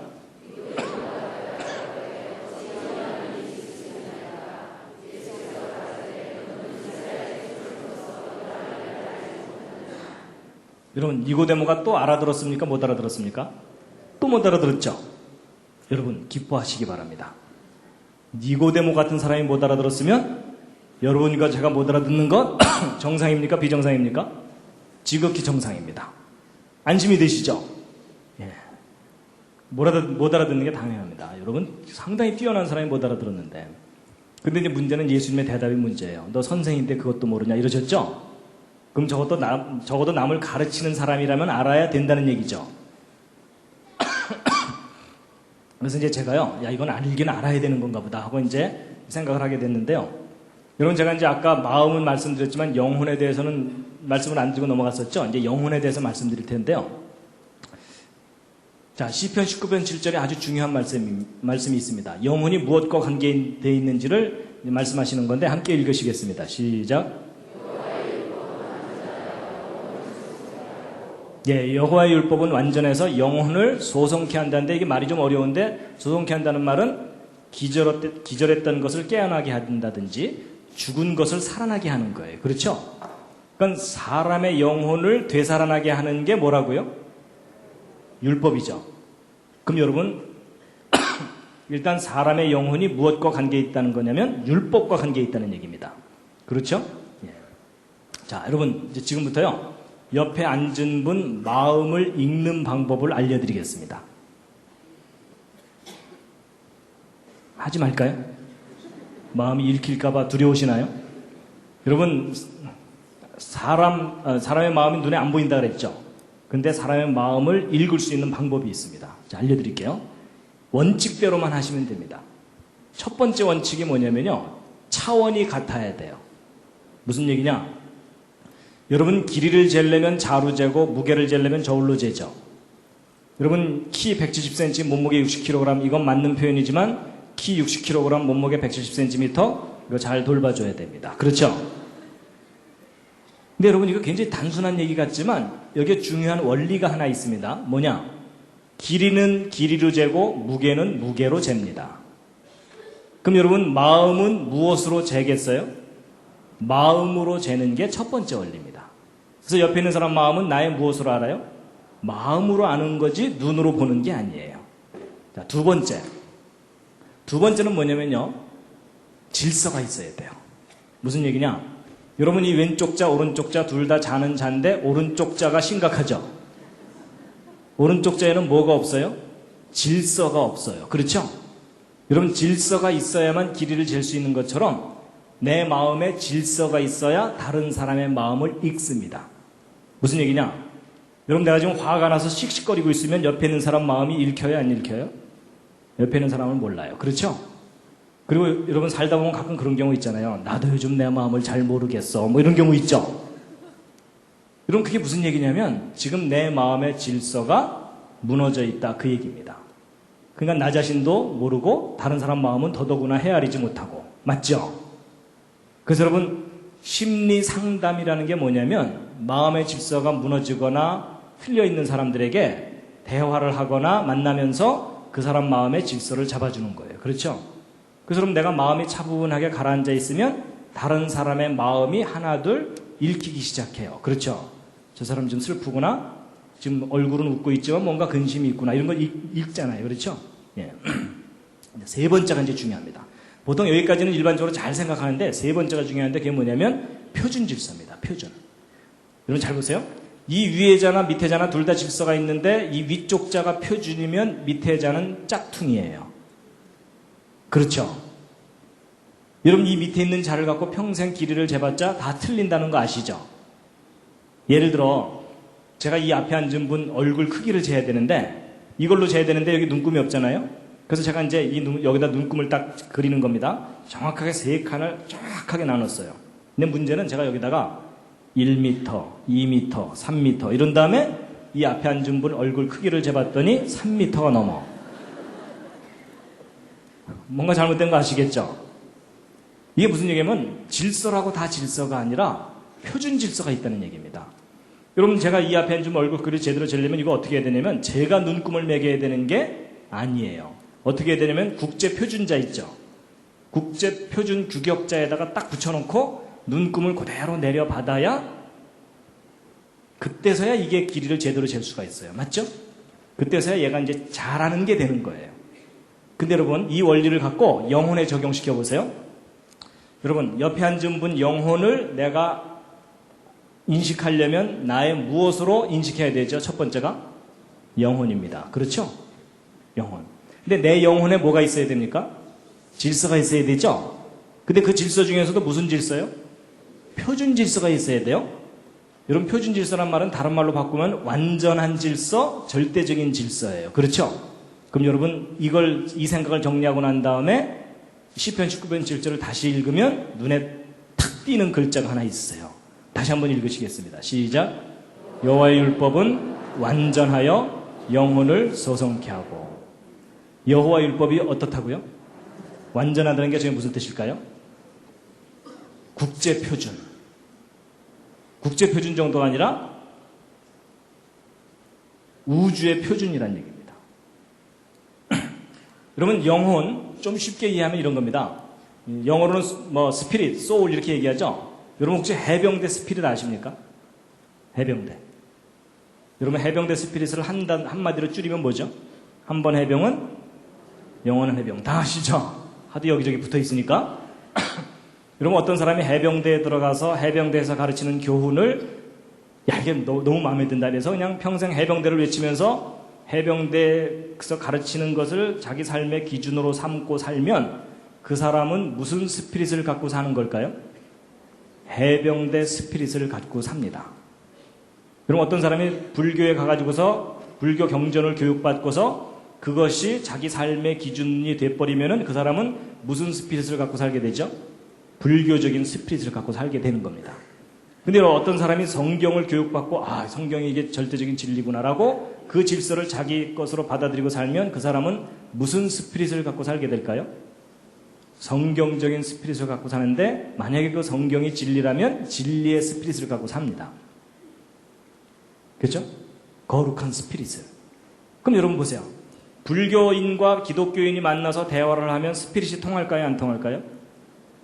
단답형으로 대답하시면 안 됩니다. 어떤 건 통하고 어떤 건 안 통합니다. 착하게 살자는 통해요. 뭐가 안 통할까요? 구원에 관한 메시지가 안 통해요. 그렇죠? 그래서 그걸 뭐라 그러냐면은 스피릿이 다르다고 얘기합니다. 좀 지금 이해가 되시죠?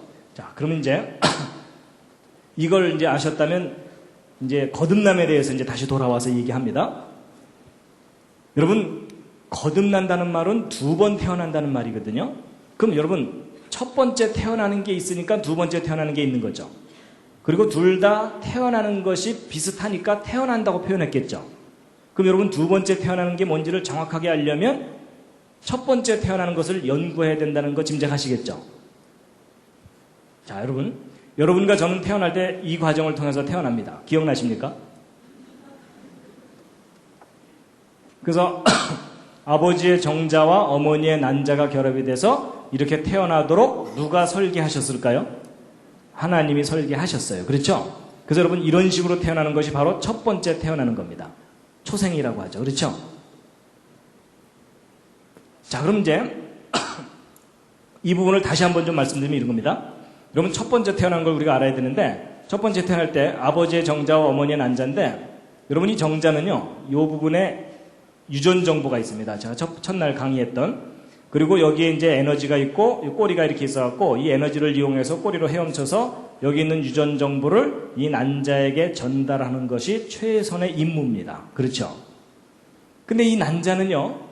어찌 보면 그 자체로 거의 완벽한 생명체라고 볼 수 있어요. 그래서 여러분 이 난자는요. 그 자체로 한 평생을 살아요. 그래서 만들어져서 배란이 돼서 끝날 때까지 한 사이클의 삶을 삽니다. 근데 이 난자가 한 사이클의 삶을 사는 동안 어떤 특별한 사건이 일어나지 않으면 이 난자는 그대로 죽어요. 그렇죠? 근데 이 난자가 한 사이클의 삶을 사는 동안 어떤 특별한 사건이 하나 일어나면 뭘까요? 이 정자 하나가 일로 들어오면 기적 같은 변화가 일어나요. 전혀 다른 모습으로 변해요. 물론 이 상태로 변하는 건 아니에요. 근데 여러분 이 난자 자체로서의 존재하고 사람하고를 비교해보면 너무나 차원이 달라요. 맞죠? 이건 기적이라고 할 정도로 엄청난 변화가 일어납니다. 그렇죠? 그런데 이제 이렇게 해서 태어난 이 사람도 이 난자처럼 또 한평생을 살아요. 그렇죠? 근데 이 사람이 한평생을 사는 동안 어떤 특별한 사건이 일어나지 않으면 이 사람은 이 난자처럼 또 죽어요. 그렇죠? 근데 이 사람이 사는 동안 어떤 특별한 사건이 한번 일어나면 그게 뭘까요? 마치 이 정자가 생명에 관한 정보를 갖고 들어오듯이 어떤 생명에 관한 메시지가 이 사람 속으로 들어가면 그러면 전혀 다른 모습으로 변해요. 그 다음 세상을 가게 돼요. 근데 여러분 뭔가 좀 닮지 않았어요? 그렇죠? 표정이 아닌 것 같다는 표정 드시면 뭔가 닮았죠? 여러분 이 난자는요, 이 생명의 정보를 받아들이도록 설계가 되어 있어요. 그래서 이것을 받아들일 수도 있고 안 받아들일 수도 있어요. 선택적으로 받아들여요. 근데 사람도 마찬가지예요. 사람도 외부로부터 어떤 메시지가 있으면 그걸 받아들일 수도 있고 받아들이지도 않을 수도 있도록 설계가 되어 있어요. 여러분 제가요, 여러분한테 여러분 잠깐 좀 일어나 주시겠습니까? 이래도 여러분 중에 그 말을 듣고 일어난 분이 있는가 하면 네가 뭔데? 뭐 이러면서 안 일어날 수도 있잖아요. 그렇죠? 그런 것 같아요. 그런데 이 난자가 정자를 받아들이면 변하잖아요. 그렇죠? 근데 이 사람도 생명에 관한 메시지를 받아들이면 그 다음 세상으로 가요. 아, 여러분 이게 첫 번째 태어나는 건 분명하죠. 그렇죠? 그렇다면 우리 인간에게 필요한 것은 외부로부터 생명에 관한 메시지가 내 속으로 들어와야 가는 거구나. 여러분 이 난자가 그 자체로 일로 못 가는 거 아시죠? 이게 일로 들어와야만 가죠. 사람도 마찬가지예요. 태어났다고 해서 그냥 천국 가는 게 아니라 바깥에서 뭔가 들어와야 돼요. 근데 이걸 받아들여야 가요. 그래서 제가 이렇게 살기로 했어요.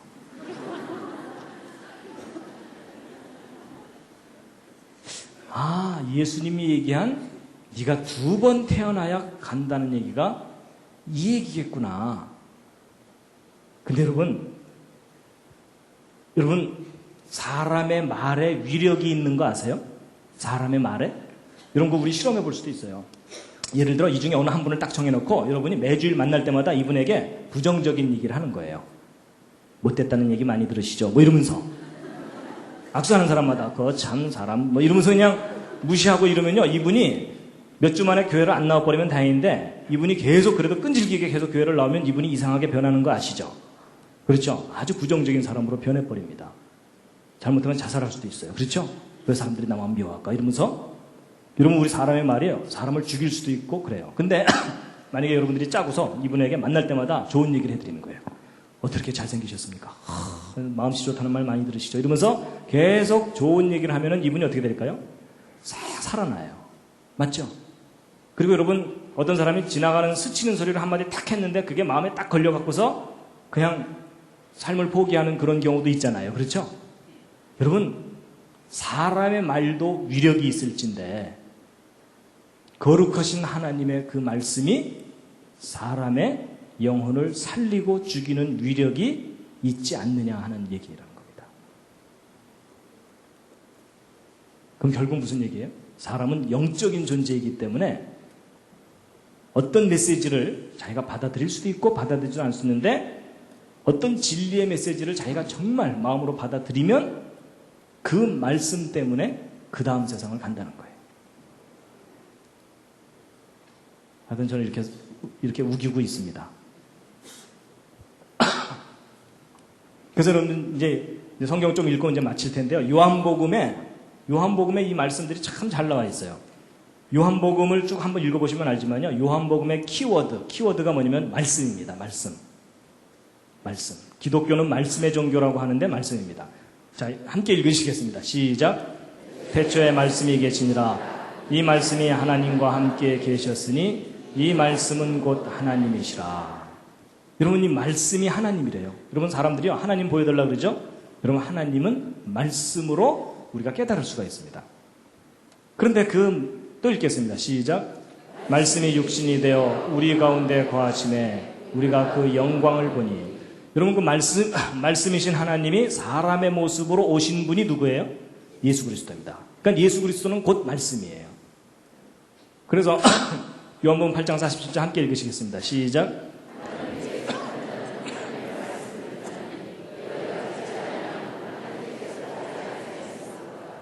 여러분 하나님께서 아주 중요한 기준을 얘기하십니다. 하나님께 속한 사람은 하나님의 뭘 듣는다고요? 말씀을 듣는다는 겁니다. 이게 교회를 나온다, 헌금 많이 한다 그 얘기가 아닙니다. 가장 기독교의 핵심은 말씀입니다. 눈에도 보이지 않는 그 말씀을 내가 받아들이느냐 아니냐 그겁니다. 그래서 거듭 나옵니다. 시작. 그 말씀이 너희 속에 거하지 아니하니 이는 그의 보내신 자를 믿지 아니함이니라.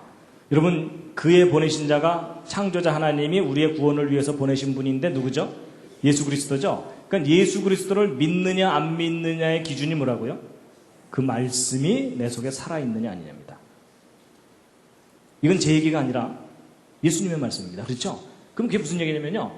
여러분 평생 동안 교회에 그렇게 충성을 하는데도 예수를 안 믿을 수도 있어요. 그 사람은 그 마음속에 예수님의 말씀이 없는 사람입니다. 자기 철학을 가지고 자기의 종교심을 가지고 교회에 충성하는 겁니다. 그렇죠? 근데 겉에서 보기에는 날라리 신자 같아 보이는데 그 마음 중심에는 예수님의 말씀이 있을 수가 있어요. 그렇죠?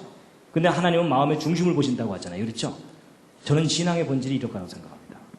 우리의 거룩한 행위가 아니라 정말 하나님의 말씀을 진리라고 내가 받아들이느냐, 이게 제일 중요하다는 거죠. 그래서 여러분 요한복음 8장 47절에 좀 이상한 상황이 나오는데 함께 읽으시겠습니다. 시작. 나도 너희가 아브라함의 자손인 줄 아노라. 그러나 내 말이 너희 속에 있을 것이 없으므로 나를 죽이려 하는도다. 여러분 이 부분은 좀 이상한 거예요. 여러분 예를 들어 이런 거예요. 제가 오늘 막 이렇게 강의하다 말고 여러분이 저를 지금 죽이려고 그래요. 이러면은 제가 미친 거죠. 그렇죠? 그럼 여러분은 저 강사 좀 정신이 이상하구나 이렇게 생각하실 거 아니에요? 근데 예수님도 그 비슷한 상황이에요. 이스라엘 사람들하고 얘기하다 말고 지금 너희들이 나를 죽이려고 그래 이랬거든요. 그래서 성경 한번 보세요. 이스라엘 사람들이 정말 예수님한테 아니 우리가 지금 칼과 뭐 창으로 자기를 죽이려는 것도 아닌데 우리가 자기를 죽인다고 얘기하는 거 보니까 저 예수가 미쳤구나 라는 장면이 성경에 나옵니다. 근데 그 얘기는 이제 그 실제로 죽인다는 얘기를 하는 게 아니고요. 이런 겁니다. 여러분 잘 보세요. 여러분 이 난자가 정자를 받아들일 수 있도록 설계가 되어 있잖아요. 근데 이 난자가 정자를 받아들이지 않으면 이 난자 죽죠. 근데 뭐도 죽죠? 이 정자도 죽어요. 그렇죠? 둘 다 죽어요. 그 얘기예요. 여러분 잠깐 일어나십시오 그랬는데 여러분이 아무도 안 일어나요. 그럼 제 말이 살은 거예요? 죽은 거예요? 죽은 거예요. 그렇죠? 근데 제가 여러분 잠깐 좀 일어나 주시겠습니까? 그랬는데 여러분이 막 일어나요. 그러면 제 말이 살은 거예요? 죽은 거예요? 살은 거예요. 여러분 제가 2시간 동안 막 이렇게 강의를 하는데 여러분이 아무도 안 들어. 막 중간에 다 나가고 막 자고 막 하품하고 막 이러면은 제 마음이 어때요? 죽고 싶어요. 왜냐하면 어찌 보면 저의 존재는 제가 하는 말이 저의 존재일 수도 있거든요. 그렇죠? 여러분 부부가 서로 살면서 남편이 자기 말을 평생 동안 한 번도 안 들어줬어요. 그 마음이 어때요? 죽고 싶거나 죽이고 싶어요. 그렇죠? 이건 좀 과격한가요? 근데 뭐 이건 좀 심하게 표현하긴 했지만 사실 그래요. 그렇죠? 근데 예수님이 그 얘기를 하시는 거예요. 내가 너희들에게 너희들을 영원한 생명으로 인도하는 이 말을 너희들한테 하러 왔는데 너희들이 아무도 이 말을 듣지 않으니까 너희들이 나를 죽이려는 거다. 그 얘기를 하시는 거라는 거죠. 그래서 여러분 요한복음 6장 63절 말씀 참 중요한 말씀입니다. 정말 중요한 말씀인데 함께 읽으시겠습니다. 시작. 살리는 것은 영이니 육은 무익하니라. 내가 너희에게 이른 말이 영이요 생명이라. 여러분 여러분 예수 그리스도의 영이 성령이죠. 근데 예수님이 하신 말씀이 영이래요. 그러니까 예수님이 하신 말씀이 곧 성령이라는 거예요. 여러분 저는요 어려서부터 교회 다니면서 성령 받으라 그러면은요 여기가 뜨거워져야 되는 줄로 알았어요. 그래서 여기 언제 뜨거워지나 이랬거든요. 근데 여러분 물론 성령을 받으면 뜨거워지는 현상이 나타날 수도 있지만 아닐 수도 있어요. 뜨거워지는 것만이 성령 받은 결정적인 증거가 아니에요. 그렇죠? 제가 생각해 봤더니 내가 예수님의 말씀을 내 마음속에 믿는 한은 내가 무엇을 받은 거예요? 예, 거룩한 영을 받은 거예요. 예수님의 말씀은 다른 말과는 구별이 되거든요. 그렇죠? 성령을 받은 거예요. 근데 그 말씀이 생명이라는 거예요. 그러니까 여러분 보세요.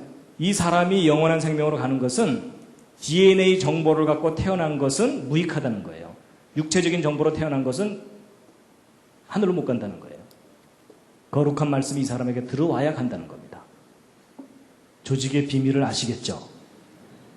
그렇죠? 그래서 여러분 요한복음 17장 8절에 예수님께서 예수님의 사명에 대해서 말씀하시거든요. 함께 읽으시겠습니다. 시작. 나는 아버지께서 내게 주신 말씀들을 저희에게 주었사오며 저희는 이것을 받고 내가 아버지께로부터 나온 줄을 참으로 아오며 아버지께서 나를 보내신 줄로 믿었사옵나이다. 여러분, 저는 하여튼 이렇게 이 창조과학, 성경과학 하면서 참 하나님께 감사를 많이 합니다. 저는 과학을 공부하다 보니까 하나님이 창조하신 과학의 세계와 하나님의 말씀과 뭔가 닮은 게 없나 이걸 이렇게 보게 됐어요. 그러다가 저도 거듭남에 대해서 저도 이해를 못하고 있다가 조금 전에 설명드린 그거 있잖아요. 그렇죠? 야, 하나님께서 첫 번째 태어나도록 이렇게 하셨다면 그럼 두 번째 태어나는 건 뭘까 하고 보다 보니까 제가 나름대로 이제 깨달은 거예요. 거의 정답 같은데 아닐지도 몰라요. 또 올라와서 혼날지도 모릅니다. 아니었어 임마 뭐 이러실까. 여러분 요한복음 22장 48절 함께 읽으시겠습니다. 시작. 나를 저버리고 내 말을 받지 아니하는 자를 심판할 이가 있으니 곧 나의 한 그 말이 마지막 날에 저를 심판하리라. 여러분 사람은 누구나 다 하나님 앞에 심판받는 걸 두려워합니다. 맞죠? 근데 여러분 두려워하지 마시기 바랍니다. 그 심판에 대해서 여러분이 자신 있을 방법이 있어요. 그게 뭐냐면 심판, 그 말이 심판한다 그랬죠? 저게 무슨 뜻이냐면요. 예를 들면 이런 거예요. 우리가 이제 하나님 앞에 딱 갔을 때 요즘 그 인터넷에 검색 프로그램 같은 거 있잖아요. 그렇죠? 사람마다 하나님이 검색을 쫙 해보세요. 근데 없네. 뭐가 없다는 뜻일까요? 하나님의 말씀이 그 사람에게 없는 거예요. 그러면 하나님의 반응이 뭘까요? 내가 너를 도무지 알지 못한다. 그렇죠? 근데 하나님 앞에서 쫙 이렇게 해봤더니 그 사람이 하나님의 말씀을 가지고 있어요. 그럼 뭐예요? 네가 나를 알고 내가 너를 안다. 그렇게 얘기해 주는 거죠. 그러니까 제가 이제 천국문 앞에 가서 작전이 뭔지 아세요? 말씀하셨잖아요. 이러면서 버티면 돼요. 무슨 말인지 아시죠? 하나님께서 하나님께 구원을 요청하는 사람마다 다 구원해 주신다고 말씀하셨잖아요. 제가 그거 믿고 왔기 때문에 저 구원해 주셔야 됩니다. 라고 버티면 주님께서 알았다 들어가라 뭐 이렇게 돼요. 그때 하나님 앞에 가갖고 제가요 새벽 기도를 1년 내내 나왔고요. 이런 얘기 해봐야 소용없는 거 아시죠? 제가 착한 일을 무지 많이 했는데 이래도 소용없어요. 우리가 의지해야 되는 건 하나님이 하신 말씀. 이거 안 변하는 거거든요. 이것만 딱 붙잡고 있으면 통과합니다. 동의하십니까? 네. 제가 작전 다 알려드렸습니다.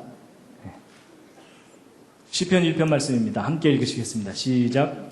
복 있는 사람은 악인의 꾀를 쫓지 아니하며 죄인의 길에 서지 아니하며 오만한 자의 자리에 앉지 아니하고 오직 여호와의 율법을 즐거워하여 그 율법을 주야로 묵상하는 자로다. 그럼 여기 복 있는 사람은 아파트 100평이 아닙니다. 정말 하나님께로부터는 진짜 복입니다. 그 사람은 악인의 길을 쫓지 않는단 말이 무슨 말이냐면 잘못된 정보를 받아들이지 않는다는 겁니다. 진리의 정보만 받아들인다는 거예요. 하나님께로부터. 그래서 오직 여호와의 율법, 진짜 메시지만 받아들이고 그것을 주야로 묵상한다고 되어 있죠. 묵상이라는 게 뭐냐면 자기 마음속에 그게 있어야 꺼내서 묵상을 하죠. 그렇죠? 그 말씀이 그 속에 들어있는 사람. 그 사람이 진짜 복 있는 사람이라는 거예요. 왜냐하면 영생을 갖게 되거든요. 그래서 요한복음 8장 51절 함께 읽으시겠습니다. 시작. 진실로 진실로 너희에게 이르노니 사람이 내 말을 지키면 죽음을 영원히 보지 아니하리라. 여러분 저 말씀을 믿으십니까? 하여튼 저는 믿기로 했어요. 아 그거구나. 그래서 저는 예수 그리스도께서 우리에게 하신 그 말씀이 천국의 열쇠다. 저는 그렇게 생각합니다. 오 하나님 그 말씀을 저에게 주셔서 감사합니다. 그럼 여러분 이제 거듭남이 무엇인지에 대해서 이제 오늘 나름대로 생각이 정리가 되셨을 겁니다. 예, 다시 한번 읽으시겠습니다. 시작. 예수께서 대답하여 가라사대 진실로 진실로 네게 이르노니 사람이 거듭나지 아니하면 하나님 나라를 볼 수 없느니라.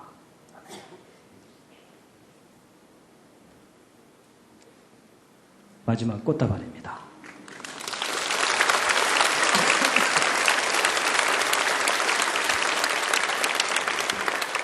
여러분, 이 세상은 변하는데 그 변하는 세상 속에 영원히 변하지 않는 것이 무엇이죠? 하나님의 말씀입니다. 우리를 영원하게 살리는 말씀이고요. 그 다음에 여러분, 이 세상은 참 불완전합니다. 그 불완전한 세상 속에 우리를 거룩하게 하는 것은 무엇일까요? 말씀입니다. 그 말씀이 우리를 거듭나게 하고 우리를 영원한 생명으로 인도합니다. 기도하고 마치겠습니다.